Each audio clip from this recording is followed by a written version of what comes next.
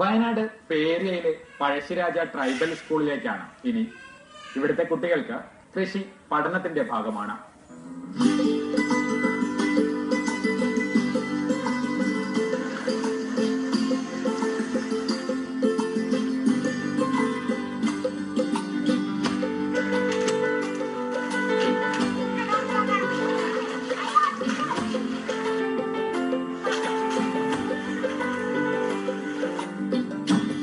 ആയിരത്തി 1997 വയനാട്ടിലെ പേരിയയിൽ Pazhassiraja tribal residential വിദ്യാലയം പ്രവർത്തനം തുടങ്ങിയത്. ദീർഘകാലം അധ്യാപന രംഗത്ത് പ്രവർത്തിച്ചതിന്റെ അനുഭവ സമ്പത്തുമായി ഡോക്ടർ അപ്പനു നമ്പ്യാരാണ് ആദിവാസി വിദ്യാർത്ഥികൾക്കായി ഇത്തരമൊരു സ്ഥാപനം തുടങ്ങിയത്. 250 വിദ്യാർത്ഥികളാണ് ഇപ്പോൾ വിദ്യാലയത്തിലുള്ളത്. പ്രാക്തന ഗോത്ര വിഭാഗമായ കാട്ടുനായ്ക്ക വിഭാഗത്തിൽപ്പെട്ട കുട്ടികളാണ് ഭൂരിപക്ഷവും.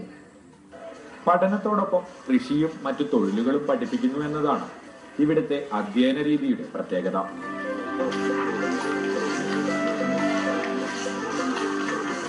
മനസ്സിൽ സൂക്ഷിച്ച വിദ്യാഭ്യാസ ചിന്തകളെ അടിസ്ഥാനപ്പെടുത്തി ആണ് ഈ വിദ്യാലയം തുടങ്ങിയത്. തൊഴിലിന് പ്രാധാന്യം നൽകിക്കൊണ്ട് ഞങ്ങളുടെ വിദ്യാഭ്യാസ സമ്പ്രദായം രാവിലെ 8:30 ക്ലാസ് തുടങ്ങിയാൽ 1:30 ക്ലാസ് തീരും. 1:30 ശേഷം കൃഷി, ആശാരിപ്പണി, തുന്നൽ, ബുക്ക് ബൈൻഡിങ് എന്നിങ്ങനെ വിവിധ വൊക്കേഷണൽ കോഴ്സുകളുണ്ട്. അതിന് കഴിവുള്ള ടീച്ചേഴ്സും ഉത്തരവാദിത്വത്തിൽ പ്രവർത്തിക്കുന്നു. കൃഷിയുടെ കാര്യം തന്നെയാണ് ഏറ്റവും പ്രധാനം. ഞങ്ങൾക്ക് ഏകദേശം 2 ഏക്കറിലധികം നെൽവയലുണ്ട്. നെല്ല്, മരച്ചീനി, വാഴ, അതുപോലെ തന്നെ പച്ചക്കറികൾ, ഇതൊക്കെ ഞങ്ങൾ സ്കൂളിൽ നിന്ന് ഉണ്ടാക്കുന്നുണ്ട്.